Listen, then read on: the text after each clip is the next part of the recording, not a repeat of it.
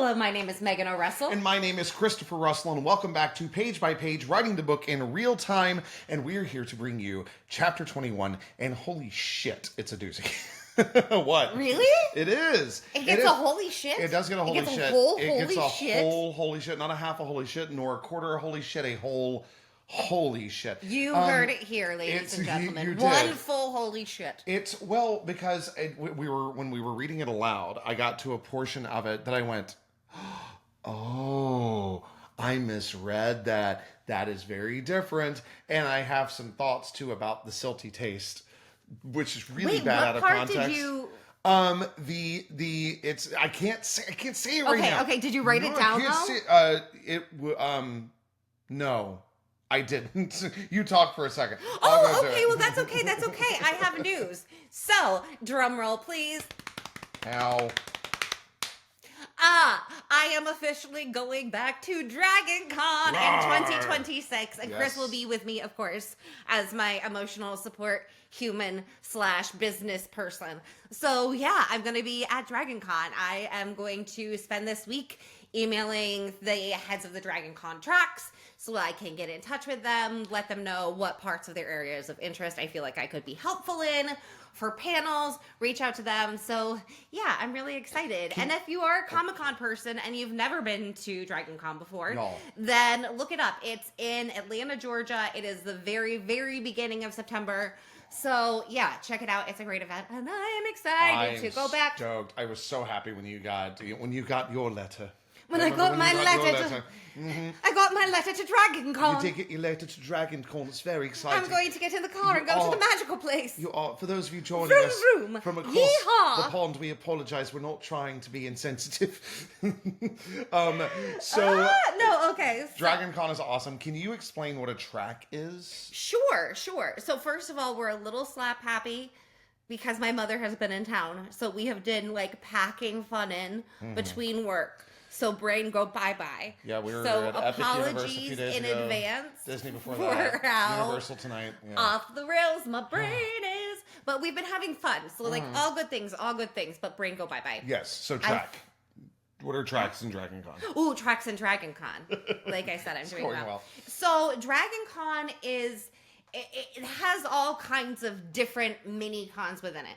So like there's a writer's track that has like all like the things about publishing and writing. So there's a track of that. And then I was in some panels on the dystopian track. So I was in one that was like creating a dystopian world and one that was about Fallout fandom. I was in a couple with like the urban fantasy too. I was on like a fan panel for that. And then I Spirits, I think, fit in that track, right? Yeah. And then I did like some fantasy literature panels too. So when you go to Dragon Con, you basically like get to look at what tracks in the con you like, and then look at what events and things are going on in that. As someone who participates in the con, you ahead of time, or as someone who like is, I'm considered an attending pro. So I An attending pro? An attending pro. Oh, hair flip. But so I get in contact with the track directors where I think that I could be helpful to them as a panelist or guest or in some event form with them, so that they can see like, oh, here is this puzzle piece that I can use. So that is what I'm going to be doing. And you also so this was kind of a surprise, and I don't think it should have been, but we both somehow missed it. But you moderated a panel on editing. Yeah. This year, and it was great. And this is not in any way throwing shade at any moderators, but I really enjoyed the way that because I feel like oftentimes with moderators, and I've never moderated, so I can't even imagine how difficult it is. I would love to try because I think it's something I'd be good at.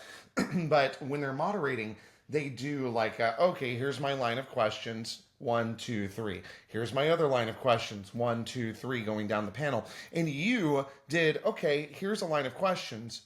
Interesting. So you brought this up. I want to talk to you, one panelist, about this. And then I want to talk to you, other panelist, about, you were talking about doing this in your editing process. That's very interesting. Explain. And so you built upon the foundations that people provided you, which I thought was really cool. Well, I guess my thing is, as a panelist, it's really cool that like they ask a question and you get to sit there being like, ooh, I have something really, really smart to say. Mm-hmm. Like, that's fun. But when you are watching a panel and everyone answers the same exact thing, Yeah. you don't necessarily get as much information because a lot of their answers are probably going to be pretty fucking similar. Sure. Yeah. So Yeah, if you can tweak the question even a little bit, like, oh, they mentioned one of the things in the editing thing was we were talking about, in the editing panels, we were talking about developmental edits versus line edits. Right. And so someone was like, they mentioned both of those. But they didn't really say what the difference was. Right. So rather than let the next person just be like, well, the kinds of edits I offer. Okay, well, do you offer both? Great. What's the difference between them? How do they contrast? Yeah. To make sure that you're building information so that you're not getting the same thing over and over. You're learning the holes in what someone else said, filling in the gaps. And making sure that you're getting more piece of information too. I feel like you approach it like a teacher. And I think that that's the difference, is because you've taught before. Oh. Do you know what I mean? Is that not right? I don't know. I don't think it's wrong. I personally got a lot out of that panel that I didn't feel like I was getting out of other panels. But did a good job. So no, I think you did. Well, actually, from that panel is how I ended up on the future writers of the Writers of the Future podcast. That is how I met John Goodwin. So I guess I couldn't have been that shitty at it now, could I? I don't think you were shitty at it at all. So yeah, Dragon Con, and then we've got an event coming up here in a little less than 2 weeks at Oviedo. And then the first big-ish event of the season is going to be Central Florida Comic Con, right? Yep, in the middle of January. Yeah. So look forward to that. It's holidays, y'all. And it is, yeah. I normally do a lot of Christmas markets, but I still can't drive myself anywhere or really lift things. And sometimes I end up back in the wheelchair. So, kind of missing that season, which really sucks. But if you are in Orlando and we're hoping to find me at a Christmas market, you can go to my store, meganorussell.com. So it's MEGANORUSSELL.com. And that is where you can order like signed book bundles. They come in like a nice little gift ready box or like signed copies or anything like that. I'm sorry that you can't just find me at a market like you normally would be able to. It's been but tough. I can't drive a car yet. You know, speaking of signed copies. Oh, and that's not just for Orlando people. We do ship nationally. So if you are Christmas shopping, you can purchase direct from me. Not internationally, and get lovely signed copies. Yeah. Maybe eventually we'll ship internationally, but not yet. If you are listening to this from afar, you can always get Megan's work wherever you get your books overseas. And if you are desperate for a signed copy, contact me. And though I cannot ship a book, I can ship a signed book plate. Yeah, that's true. That is possible. But I was going to bring up the fact, this is kind of interesting in publishing, that BookFunnel, who we use a lot, and if you are an indie author, get to know them because they are going to be a very, very, very, very powerful tool in building your author career. Can we cheers? Oh, yes, we can. Cheers. Cheers. We are having Guinness because we're boring. It's fine. I love Guinness. We're not boring. We've had an eventful week, and you know what? Sometimes you need a Guinness because, it's really healthy. Okay, so what Megan is alluding to is the fact that Guinness is apparently, and I do think this is true, is more hydrating than coffee. Beer does actually have certain electrolytes that regular water does not have. Now that I am not saying, hey kids, you should drink beer to hydrate. No, that's not what I'm saying. I'm just saying you could. No, not the kids. No. Hey, what did kids, I just you want to have fun with Aunt Megan? No. What did I say in the show tonight? No, don't drink beer for breakfast. Have a mimosa. It's half juice. Okay, but I interrupted you and you were saying something. Yes, I was saying that BookFunnel, they're actually bringing the ability to sign ebooks. I know. Which is so cool. So be looking for that in the future. We will be offering those. Especially I want to be able to do that for Kickstarter people. Oh my gosh, yes. So that everyone who backs a Kickstarter, when they get their ebook, they can have a little note in their ebook. Because I don't know what it's going to, because you, as an author, this is more for the authors than the readers, but you do pay kind of a subscription for BookFunnel depending on what you want. I don't know what that's going to add. So it might not be something that it's like, that's really worth putting on our website, but it could be worth Kickstarter. Yeah, it could be worth doing it like as a run for Kickstarter and then be like, like, hey, this is currently available to my newsletter people, and then they can get it done. Also, to our Kickstarter backers, thank you again so much. We did get all of the information sent off to our cover artist. So then all we have to do is get the full wrap. Okay, so what happens is we're doing a lot of publishing this We time. are doing a lot of publishing. We're on a loopity-loo of fun run. Okay, so what happens is you get your print, you get the final piece of art, Anyway, you get art, everything's ready, you get your final page count because you have to know the exact number of pages, the exact trim size, and what color paper you would like inside your book. We're doing cream. I just prefer it. I do too. White's garish and it reflects the light. Eyes a little. Anyway, so then I have to send all that information to the cover artist because then that lovely wrap that goes around the paperback, they have to like fit it all fancy, and then I get that jacket, back. is that what it's called? Then no, I'm talking about the paperback. And then they have to do the wrap and the interior. So all of like the art done. The page count done. Then all we have to do, we get art, we upload interior file, art, click, send proof. See proof, go order more books. Why the X-Files theme? It's fine. Keep going. That was X-Files, That not was Beauty and the X-Files. Beast. It is. Yeah, that's definitely. I'm pretty sure that's a Beauty and the Beast. That's okay. All right, please continue. And then we get to send everything to the Kickstarter. Okay, can we get to the chapter? Because this Yes, isn't please. going well. But before we get to the chapter, you know what it's time for. Previously on Diary of a Blood-Marked Werewolf. Ella Day went to field day, and it was a bad day. After making an incredibly accurate time on the climbing wall, her rope snapped. But Ella's life was saved by Caleb, who unfortunately showed a little bit too much of his face side in saving her. Yeah, that's really all we need. Thank you. Continue. Thank you. Get away from my microphone. Okay. So Your microphone? It is. Okay, it is actually your microphone. All right. So I don't want to own a microphone. Yeah. I break things. Like, can we just not give me something like that? You do break things. That's very true. Okay. So the microphone has been moved. On my in my on my defense. In your on ear. In the on defense of me, I do have a brain injury that makes my hands numb and proprioception bad. So that's very true. Are we ready? I get a little freaking for breaking everything. Diary of a Blood-Marked Werewolf. We're doing really well. By Megan O. Russell. Chapter 21. Misdirection. While the official declaration of Clara's death as a homicide offered too little interest to compete with Field Day, the combination of Field Day's cancellation and my whoopsie, my current coping mechanism of denial in the face of the staring human mob wouldn't allow me to even think the words attempted murder, sparkled with enough excitement to turn my walk through the parking lot on the way to get fucking food from Andre's parents' tailgate into a sideshow the local fucks found too intriguing to resist offering fucking commentary as I passed. How is she walking right now? Why isn't she with the police? Where is that poor girl's mother? Shh, she's dead. Shit. Oh, shit. How did you not know that? Shit. I don't know why I decided to make that kid just a weird nerd all of a sudden. You know what? It's okay. All right. A personality is a personality. How did you not know that? Shit. Paige touched my hand, the one not already claimed by Caleb.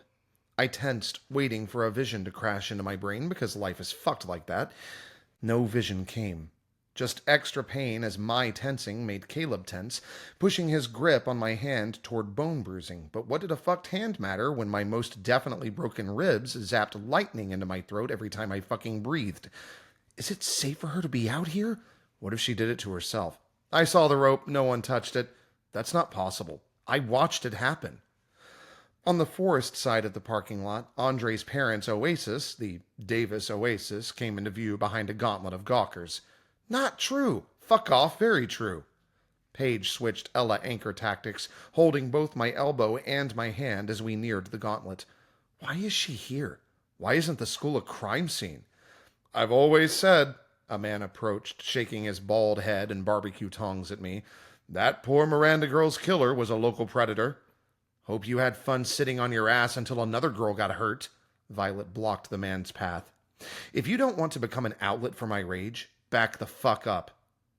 Whether a display of the efficacy of Violet's reputation or merely the common sense most have when faced with an angry werewolf, Tong Man backed away. Slowly, so fucking slowly, Violet turned her head, looking toward the fucks between me and the promise of food. The gauntlet split, parting into a silent path lined with ravenous gazes that somehow felt worse than the Greek chorus's chatter.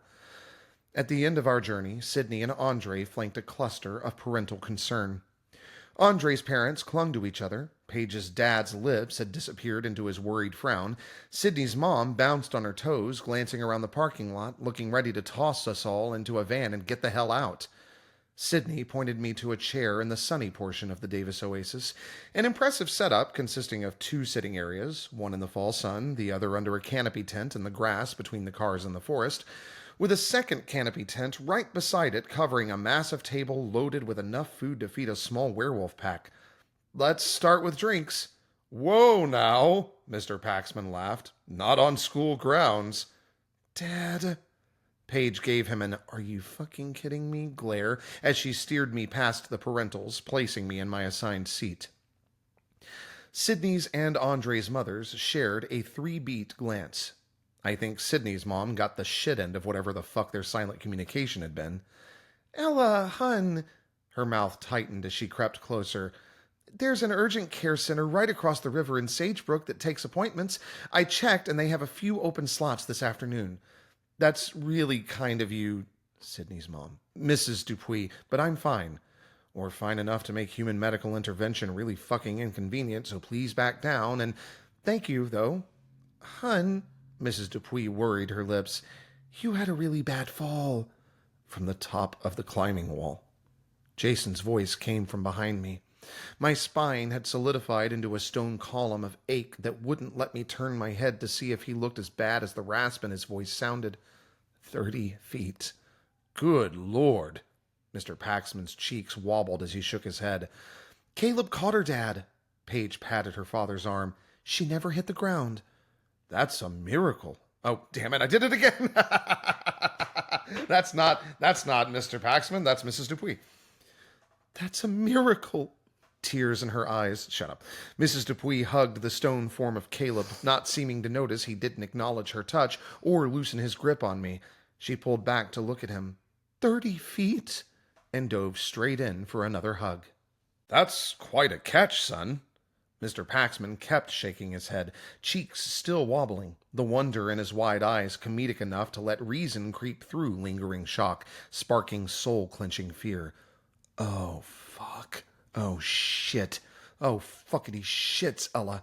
Shitty McFuckety fucks, Ella. We'll get Ella started with some pastries, yeah? Paige flicked a little shoe at the parents, herding them 5 feet away, but 5 feet didn't fucking matter. I need a second with Caleb. I sprang to my feet, aiming for a casual tone, but judging by the stillness and stares of the Davis Oasis party, I probably fucking screamed it, but how the fuck was I supposed to know I'd been distracted by the pain blurring the edges of my vision? Great, let's get you over here. Violet removed my arm from Paige's grasp, a painful maneuver that earned a growled, Violet, from Paige and a whimper from me. Violet steered me toward the edge of the trees, Caleb coming along out of sheer necessity, since his non-crushing yet iron-like hold on my other arm showed no sign of faltering. Violet, stop. Jason, fuck Jason, could you for once in your life just fucking not, darted in front of our Etherean trio, blocking our path. Are you fucking serious? Violet asked. Right? Where are you going? Jason said. Away from you, Violet said.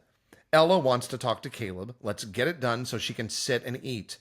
I appreciated her logic. Jason glanced to me, back to Violet, back to me, and back to Violet. Let's keep her near the group. A laugh, not manic, but born of true humor, trembled in my chest. Violet squeezed my arm, leaving her fucking signature fingerprint fucking bruises. I have a 100% success rate of not letting Ella almost die. How's your average, Archer? Fuck. Jason paled and froze, a statue of gutted bereavement. Fear I'd been stomping down since before I'd almost fucking died gnawed at the back of my brain, but I had to take care of Caleb first. A reality that sharpened the banished vision's fangs as Violet led me around Jason into the edge of the forest, scanning the shadows before depositing Caleb and me between two trees with trunks wide enough to block at least some of the Gawker's view. Eyes north, Violet ordered Caleb, then stationed herself 6 feet away, splitting the distance between us and the nearest humans, leaving her way too fucking close for me to bother hoping she wouldn't hear us. Fuck. Ella. Caleb let go of my elbow, gripping my hip instead, ready to catch me. Take what you got, Ella. Fuck. I wrapped my arms around Caleb's neck, hugging him tight, gasping as the pain in my side spiked. Careful. I need you to walk away. I spoke close to Caleb's ear, my face on the forest side of our embrace, hiding my lips from the hordes. Why? Caleb let go of my hand, freeing one arm, ready to fight. Calm, Caleb. Wow, Ella. People are linking me to Clara, and that spotlight is going to stick. Elle, ease out of the picture before you get locked into the narrative. Of someone trying to kill you? We don't know that's what... Yes, we do. Caleb leaned back, trying to look at me, but I clung tighter, burying my face in his neck. Climbing ropes don't just snap. A fact that really fucking sucks and can be dealt with after we keep your miracle catch from spiraling into a shitstorm that gets you burned out of town. If someone wants to hurt you, they don't get to blow up your life as a bonus prize. Your survival is my problem. The Sybil privilege, I say step back, you do it. Silence. We made a deal, Caleb. That's not fair. Hate yourself later, Ella. Fuck fair. You're going to walk away and do whatever the fuck you would normally be doing until the end of school. Then you're going to find me a fucking burner phone and stash it under the left-hand side of the first step of Kate's front porch. If I'd been 10 feet farther back... Stop. Anger sharpened the word. You're a fuck, Ella. Please, Caleb, I need you to trust me. His fingers dug into my hip. Please. Okay, he whispered. Thank you. I'm sorry. I needed to let go, toss myself to the 5 other friends waiting to care for my traumatized ass, but all I wanted was to give in to exhaustion and curl up in his arms and cry and sleep and pretend this was the kind of thing I could actually be protected from. I brushed my lips against his cheek as I pushed myself away from his chest. Thanks, Caleb. I spoke loudly enough for humans to eavesdrop, giving his hand a friendly squeeze. You're the best. Panic, like white-hot barbed wire, wrapped around my lungs as I turned away from the illusion of safety to journey the 12 feet back to the care of the humans. And Violet. Angry, amazing Violet who looped her arm through mine, locking me beside her, scanning the tailgating swarm with wrinkle-nosed disdain. I don't have my Jeep, but we can make a run for it. I'm pretty sure at least 2 of my ribs are broken, I whispered. Running's a no-go for me. Piggyback ride? Violet raised an eyebrow at me. I couldn't tell if it was a joke or a dare. My throat pinched too tight to thank her for either. Got your carbs! Paige held out a plate of cookies, mini fruit tarts, and some kind of poofy Proof of pastry? Are you my proof of pastry? Honey, you're my proof of pastry. We are not doing well. Okay. We're not doing well. That's That's an actual song. Well, it's I'm Not Doing Well, and it's by Karuk, and it's beautiful. If you're not in a good place, don't listen to Karuk's music. But if you are, it's really beautiful, just depressing. Got you carbs! Paige held out a plate of cookies, mini fruit tarts, and some kind of poofy pastry I'd never before encountered, waving me to a new assigned seat, this one tucked beside the table of food where it would be harder for the swarm to stare. Thanks. My voice fucking cracked. And you've got your pick of electrolytes. Sydney held out 4 brightly colored bottles. Blue, thanks. My voice only wobbled with that one. Violet walked me to my chair, sat me down, and took up position behind my shoulder, protecting me from I didn't fucking know what. Now what? Who? What don't kidnap? What don't snap climbing ropes? What don't fuck up lives? I sipped my blue-flavored drink. If pure carbs isn't what you need, we also have yummy sandwiches. Paige lowered the plate to my eye level, giving it an encouraging wiggle. Carbs cure everything. Except broken ribs and attempted murder. Attempted fucking murder. Still incapable of processing that thought, I punted it aside and chose a snickerdoodle from Paige's plate. Shit, Mr. Paxman said from his post beside Jason at the parking lot edge of the Davis Oasis. Already? Mrs. Dupuis set her red cup on the table, her smile getting both too bright and too sharp as she strode to join the Jason-Mr. Paxman barricade. I scooted forward in my seat, peering between humans, trying to spot the threat, ready to spring to my feet, ditch my awkwardly delicious snickerdoodle, and take Violet up on her piggyback offer, but Violet touched my shoulder, keeping me in place. Before we move on, what makes a snickerdoodle awkwardly delicious? Buttery goodness. And you're like, why do I feel so good about this cookie when someone's trying to kill me? I see. Okay. Like, I'm so happy in my mouth, but so sad in my soul. Thank you. That helps. I scooted forward in my seat, peering between humans, trying to spot the threat, ready to spring to my feet, ditch my awkwardly delicious snickerdoodle, and take Violet up on her piggyback offer. But Violet touched my shoulder, keeping me in place. Mrs. Smeaton, Mrs. Dupuis said in a far cheerier greeting than I'd gotten. I glanced up at Violet, who rolled her eyes with a pinch-lipped grimace. Helpful, Vivi. So, we're all friends here. I'm going to let you all know what just happened. So, when we were doing Read Aloud, we got to this character, and Megan goes, no, you have to do the voice you did for her before. So, it's going to sound like I'm doing Mrs. Kowalski. This is not Mrs. Kowalski. Just understand. Okay. But we actually took the time while recording to go back and listen to the voice. All right, here we go. Oh, there can be more than one heavily accented person in a town. Sure, with the same exact accent. I glanced up at Violet, who rolled her eyes with a pinch-lipped grimace. Helpful, Vivi. How's our girl? I hate her so much. The semi-familiar voice of Mrs. Smeaton spoke from beyond the human barricade. Oh, Sydney, Mrs. Dupuis said. She's great. No, our little... Mrs. Smeaton, Sydney slid between her mom and Mr. Paxman. I'm so glad you're here. I spotted an error on the Widow's Run ceremony schedule. That is unacceptable, Mrs. Smeaton said. Completely. Let's go look at it on my computer. Sydney moved toward Mrs. Smeaton as though ready to snag the woman's arm, but Smeaton swept past Sydney, slipping through the gap between Mr. Paxman and Mrs. Dupuis. Sal, Mr. Davis cut Mrs. Sal Smeaton. Mr. Davis cut Mrs. Sal Smeaton off, going in for a handshake, which she dodged like whatever kind of football player does that shit, her eyes locking on me. Fuck.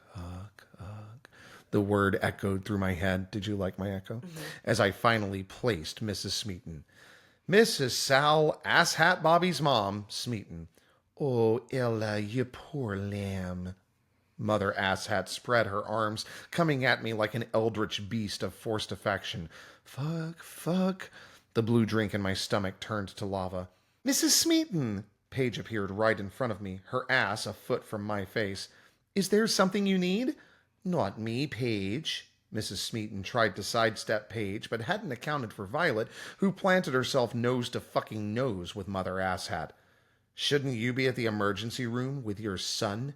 Violet said with a fucking grin coloring her voice. I'll be calling your mother later, young lady, said Mother Asshat. But right now it's my duty to take care of a poor little girl who has it. Damn it. I messed it up. I'm sorry. I'm going to have to go back. I just hear Justin right now going, that's not how Midwesterners talk. I'll be calling your mother later, young lady, said Mother Asshat. But right now it's my duty to take care of a poor little girl who hasn't got a mother. Fuck you, Violet said. Thanks, Mother Asshat gasped. If you need to fill your drama quota for the day, ask Bobby about the broken window screen at Layla's birthday party, Violet said. It's juicy enough to ruin cereal. Ew. Why? Mother Asshat, like a fuck, sounded fucking intrigued. Layla forgot to open the screen before trying to push Bobby out. Violet leaned toward Mother Asshat, forcing her back a step, then another. You know the best part? No.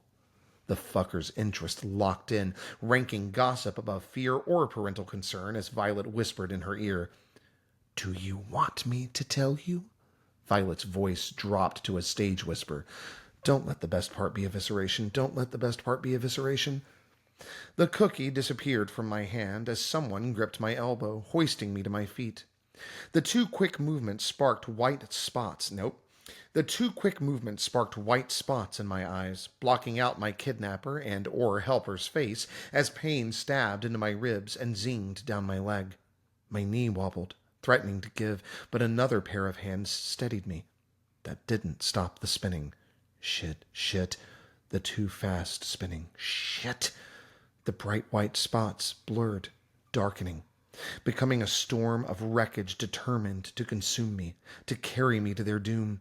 Debris became weapons, arrows, swords, daggers, wire that longed to coil around my throat, talons dragged across my scalp. I opened my mouth to scream. Didn't mean to. Couldn't stop it. Couldn't stop the deadly darkness from flowing down my throat. Fuck. Filling my lungs. Fuck. Breathe, Ella. Can't breathe. Can't cough. Can't move. Breathe, Ella. Can't. A dim red light joined the storm, taunting me, promising salvation. If only I could reach the light. I couldn't move, couldn't follow, couldn't breathe. Breathe or die, Ella. White hot fire seared my lungs. Breathe or die. Breathe or die. Cold filled my mouth, blocked my throat, choking me. Cold that had texture and taste, silty taste. Breathe or die.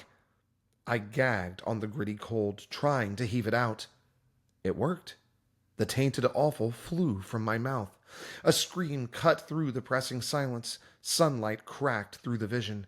Fragments of darkness fell away piece by piece, revealing reality as Paige shouted, Ella! Someone else laughed. Not laughed, cackled. I blinked in the light, the real now, trying to fix my eyes on anything solid and still, something to make the parking lot stop fucking spinning. A brown splash on a background of cream. A mighty hurl's worth of mud-brown vomit on Mother Asshat's cream-colored sweater. My brain teetered between fuck and as Andre and Sydney loaded me into the front passenger seat of Jason's waiting car, closing the door behind me, flinging open the rear door for Paige to dive in, slamming it shut as Mother Asshat's scream grew to an ear-piercing shriek. Drive! Paige slapped at the back of Jason's seat. He'd already started forward, going as fast as a parking lot of meandering gossip zombies allowed. Buckle up! My hand trembled as I tried to put my seatbelt into the fucking clicker part. Everything had almost stopped spinning, but the fucking taste in my mouth and sting in my throat and the fucking red light I couldn't fucking reach kept flicking productive thought away. Paige took my seatbelt from me, fastening me in like a fucking toddler. Are you okay? Being the fucking school spectacle? You just projectile vomited, Paige said. What? Jason braked, looking toward me, giving the pack of sophomore girls beside my window a great photo op. I'm fine. I slapped at Jason's arm the same way Paige had his seat, just urging him on, not even touching bare skin. But it was enough to make my exhausted, fucked-up brain falter, twisting the worry on now Jason's face into tearful relief as he wrapped his arms around me, tucking me against his chest, holding me close, sheltering me. His lips brushed my hair as he whispered, If you hadn't been here tonight. Don't, Ella. It wasn't the weight of the soul-saving relief in his voice that made the shadows around us pulse. It was my fear. The kind of fear that can't be afforded when trying to play human. The fucking fear that had been forcing me to pummel the vision into the too dangerous to think about it now cage since Jason had helped me with the fucking cut on my hand. The same cut barely visible in the pale silver light.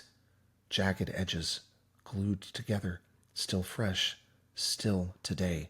Fuck, breathe. Don't panic. Fuck, breathe, just breathe. I dragged myself toward the rumble of Jason's and Paige's voices, clawing my way back to reality where lots of lying and no fucking rest awaited. Jason drove straight to the house, not saying much, letting Paige take point on both questioning and comforting the Ella, until we parked in front of Kate's. He said something then. I knew I should listen, but sound had lost meaning. The only thing my mangled mind could grasp was the sprig of mountain laurel waiting on the porch. First step, left side. And that ends chapter 21. Oh my gosh. Oh. Yeah. Yikes. Like there's so much happening here. Okay, scooch the mic back. I'm sorry, you're right. Scooch the mic back. Okay. All right. So give us your thoughts, author. I always kind of love getting past the first third of every book. Yeah. Because it's like, okay, like as an author? Yeah, it's like I have laid all of my groundwork. And now I get like to play with everything that I've set in motion. Yeah. And like I'm still setting other things in motion, but I have enough like rolling things now to be like, so yeah.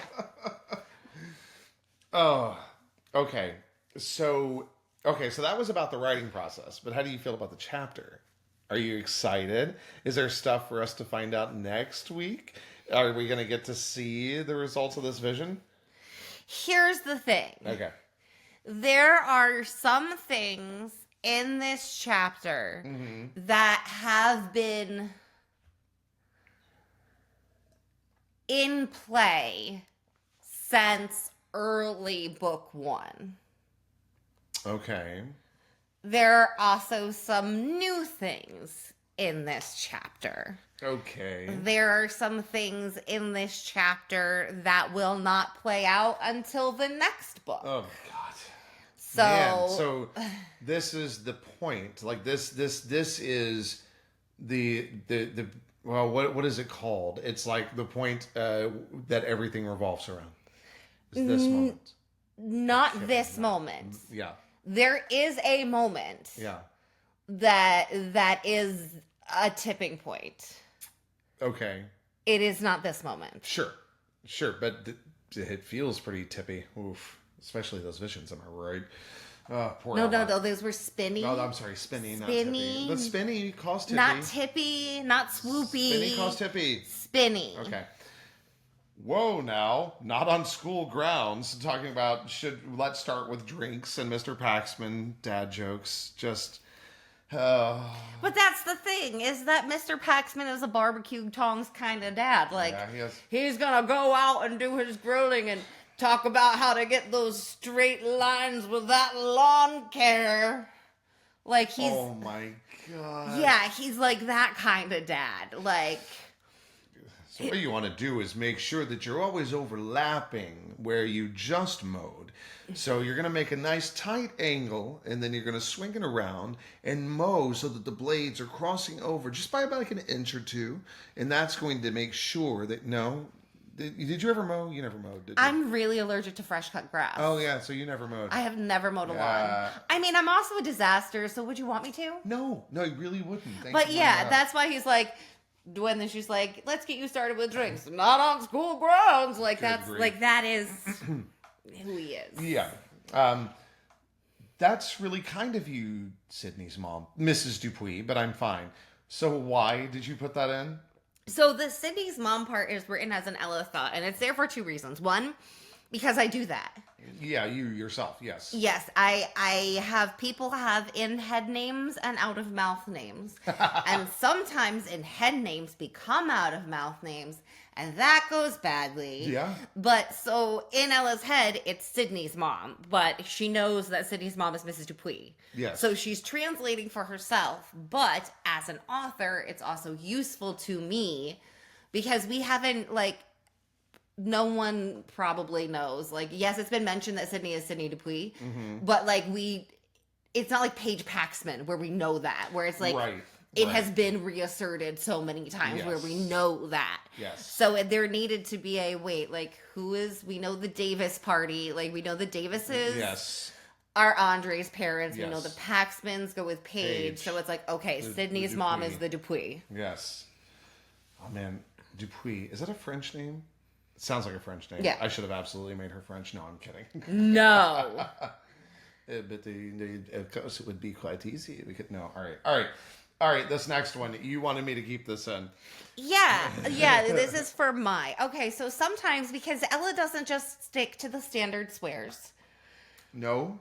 She like me likes to add extra syllables or like mash them up. Also, if anybody's keeping count, and you can tell me if I need to cut this, I believe that there's something like 360 fucks already in the book. I think I checked that. We're gonna hit 1,000. I kid. Maybe.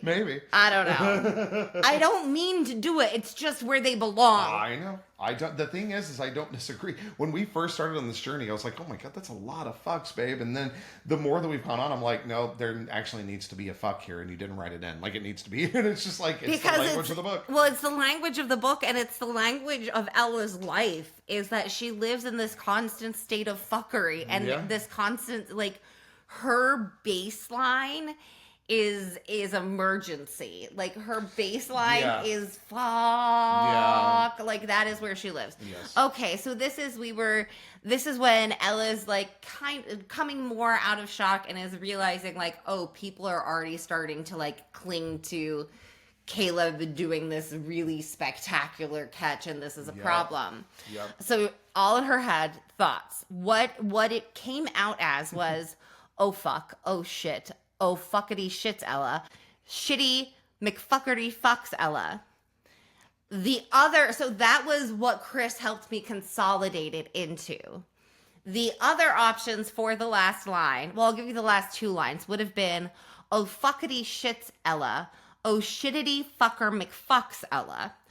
Or, oh fuckity shits, Ella. Shitty McFuckerty...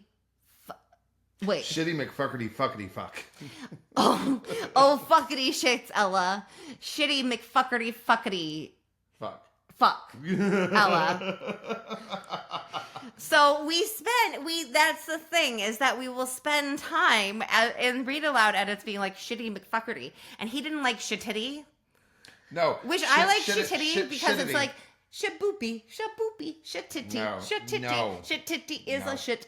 You kept saying "oh" here, by the way. Did you want an "oh" here? No, it's because there were still other lines and I was getting confused. So I just want you to know that I spend a lot of time, and he helps me a lot with my McFuckerty fucks. So just, Yeah. I have a 100% success rate of not letting Ella almost die. How's your average, Archer? I always said fucking rude. Is she wrong? Oh my God. Is she fucking wrong? No, she's not. What is it, twice now? Well, okay. He took her hiking. She climbed down something and found a dead fucking body. Yeah. Not great for safety. No. After finding a dead body, he's like, bye, Ella, have a safe drive home. And she gets kidnapped. Okay, so twice. Then he's standing in a gym and she falls and almost dies. It's like, geez, Jason, way to be fucking useless here, bud. He's human. Yeah, but like, that's what she's saying is like, you're useless, move. But she's not like, it's okay, buddy, I've got her. She's just like, useless fucking move. So he doesn't know why he feels so useless in the face of this, just that he is insufficient to protect girl. Sure, yeah, poor Jason. Okay, so then we got to, this is, her and Caleb going and talking outside of the view of the humans, or at least out of earshot of the humans, kind of. And we see Violet depositing Caleb and me between two trees with trunks wide enough to block at least some of the Gawker's view. So Megan and I went back and forth about this. It was like, so wait, is it Gawker's views, since there are multiple Gawkers? And I was like, no, because it's literally about getting rid of that portion of the view of the scene. And Megan eventually just went, I trust you. I don't know if it's because I have a migraine or because I trust you, but we're just going to move on. But so I can't feel my face, and so I said, my lip is entirely numb. This is a new game. Migraine or marriage? Migraine or marriage? Is that why Megan is saying whatever? I mean, I think the funniest thing is when I have a migraine and you're like, babe, what do you want for food? And first of all, I don't go to the grocery store. No. Second of all, I'm not allowed to cook. Third of all, yeah, you set kitchens on fire. I don't know what groceries do, what things, and then you're like, what do you want for dinner? And I'm like, I don't know. Filet mignon and a pizza on the side. What do we have, bitch? Filet mignon and a pizza on the side. Oh, I don't know what's in the house. I'm only supposed Classiest. I'm a classy ass motherfucker. Violet and I don't know Paige, why we just went into food. I'm not doing well. Paige and Violet, their love just added that their part. love for Ella is so different and yet so amazing. Because Violet's like, I'll give you a piggyback ride out, and Paige is like, got you carbs. So they both love her so much. They're both trying to be such good friends. And honestly, they're both right. Sure. Yeah, they are both right. You are absolutely correct. All right, let's see. Next one. Still incapable of processing that thought. That's the attempted fucking murder. Still incapable of processing that thought, I punted it aside and chose a snickerdoodle from Paige's plate. It was just like such a... The fact that she has done so much therapy that she's like, cookie. Like, deal with emotional trauma. Can't do that right now. Someone's trying to murder me and I can't do shit about it right now, so I'm going to have a fucking cookie. Yep. That's therapy, y'all. It is. Therapy is an amazing thing. So here's an interesting thing. So this chapter was riddled with Mr. and Mrs. Because there were a lot of parents. Without periods. Without a dot after them. In the United States of America, we put a period after Mr. and Mrs. In the UK, they don't always do that. We are not in the UK, but it's very interesting because you grew up reading a lot of English literature, right? So it's just fascinating how that shaped your writing. I also during my most formative spelling and grammar year, I had an English exchange student who was teaching me things. It took me forever to figure out why people kept telling me I was spelling color wrong. I was about to say, and I was like, no, that is how you spell color. Like, my spelling is shitty, but I know this one, guys. Yeah, so there are some things where I bounce back and forth just because that's I don't know why of all the years. I mean, it was great of her to help me. But yeah, I have some things like that where I fuck them up because I bounce back and forth. Because I got in the habit of what Anna taught me to do. Yeah. And then I was homeschooled, and my parents knew that I was doing it the English way because that's what Anna had taught me to do. Mm-hmm. So they didn't correct me because it was technically still right. Sal Smeaton. Mm-hmm. How dare you with that name? That name is just... I apologize if there is a Sal Smeaton listening to this podcast. But that name combined with who she is so gross. Well, that's what I wanted. I wanted her to have a gross last name. One that you're just like, oh, can you just not right now? I don't want you to be here. And, so a little bit of, Megan names people.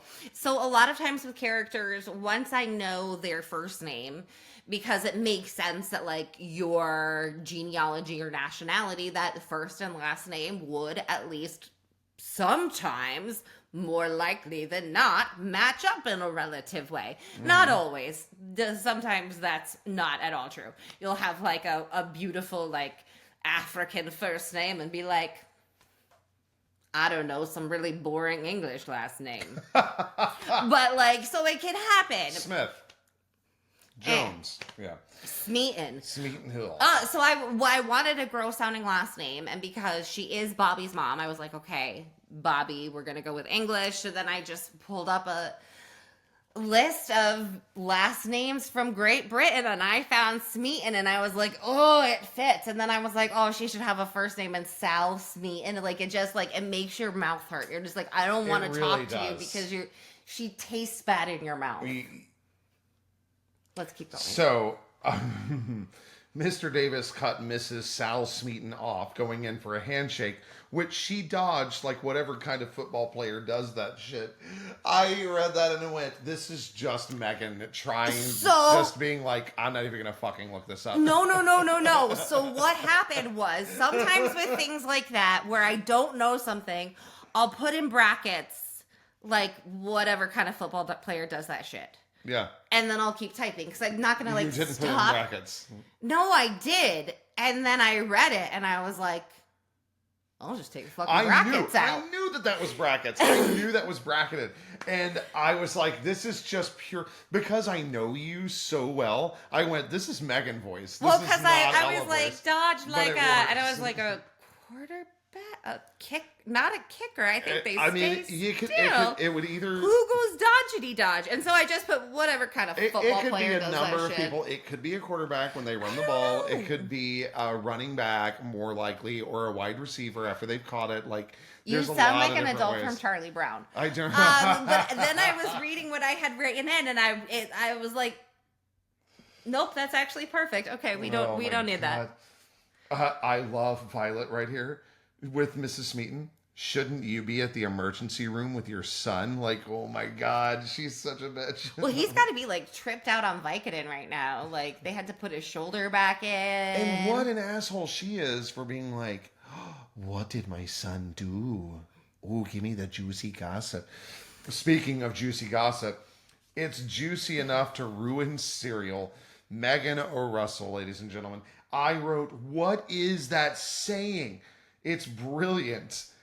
Megan and I have different interpretations of what juicy enough to ruin cereal means. I'll give you mine first because hers is the correct one since she came up with it. But when I came up with it is a large... Megan was on migraine medicine and it made a lot of sense. And then it still made sense, so I left it. So... I'm going to give you a second to think about what that means to you, that it's juicy enough to ruin cereal. But it makes so much sense to me. I couldn't cut it. Let the listener have a second. Okay. You have it. So here is my interpretation.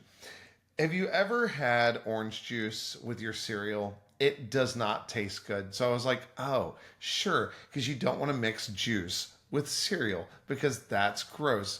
Megan, tell them what you actually meant. I mean that it's so juicy, it's going to make your cereal soggy. Like, it is so ooey and good, your cereal is just going to be, oh. Gross. I know. It's almost like saying it's moist. It's a moist That doesn't story. bother me. What do you want your cake to be if not moist? You know what I mean? Yeah. You need moist but cake. But it's juicy enough to ruin your cereal. Like, it's just that ooze. It is going to ooze on your cereal, and that cereal is not going to be palatable any longer.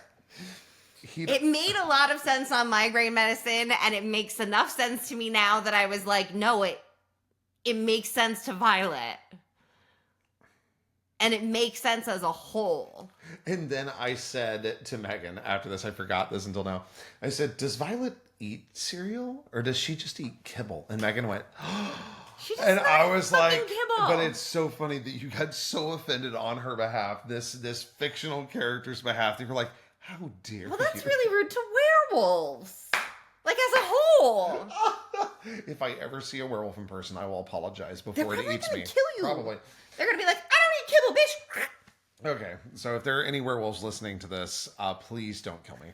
Can you imagine if the real paranormal world was like the erotica paranormal world, and he didn't kill you for offending him? He like made you his bitch, and there was like chains and whips involved, and I can just imagine them being like, who eats kibble now, bitch? Whoopsh, whoopsh. Eat the kibble. Whoopsh. Like, I can see it, yeah. So, Jason is now driving. He'd already started forward, going as fast as a parking lot of meandering gossip zombies allowed. And I wrote, OMG, the imagery in this chapter is so fucking good. And it really is. It really is. Meandering gossip zombies. I'm like, yeah, sure. I see exactly what you're saying there. I can absolutely see the scene right there. Migraine medicine speaks the truth, man. It speaks the truth. His lips brushed my hair as he whispered, if you hadn't been here tonight. So this is the second vision that we see in the chapter. Yes. I have thoughts on the first vision, by the way, which I'll get back to. I didn't write it down, but I'm going to get back to that. His lips brushed my hair as he whispered, "If you hadn't been here tonight." And this is happening probably tonight. Probably the night that she's having this vision. This is happening. And she's like, "Oh, shit." So stoked about that. So getting done with field day isn't really all that fucking helpful to her. Yeah, no, it's not. And she didn't even get to finish her cookies. So the other thing is the silty taste that she had.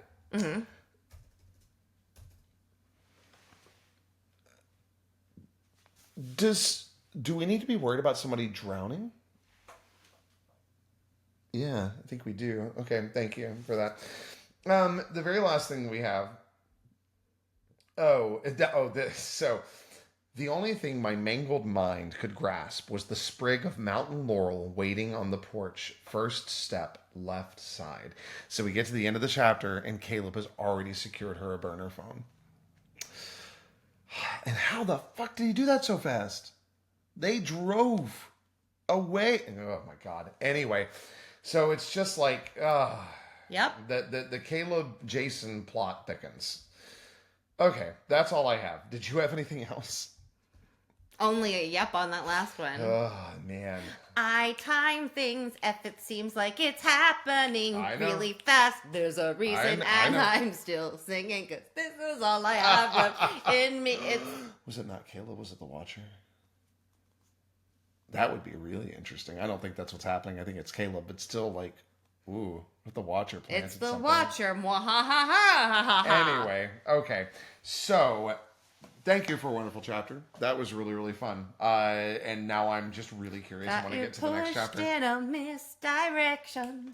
Wait, is that why that's named Misdirection? Because you're misdirecting us? Or is she misdirecting them? Or is someone misdirecting her? I don't know. Or did I just misdirect you right now? Are you gaslighting me? You're gaslighting us. You're gaslighting all of us. That's rude. An author shouldn't gaslight. Actually, authors should I am always gaslight. gaslighting you like it is Ebenezer Scrooge's Christmas. Turn on the lamps, motherfucker. I was like, are you saying that the ghosts are gaslighting Scrooge? Light the lamp, not the lamp, light the lamp, not the lamp. Oh my gosh. That's from the only really decent version of that movie. Oh, those are fighting words, but I agree with you. All right. I will go on that one. So do you have anything else?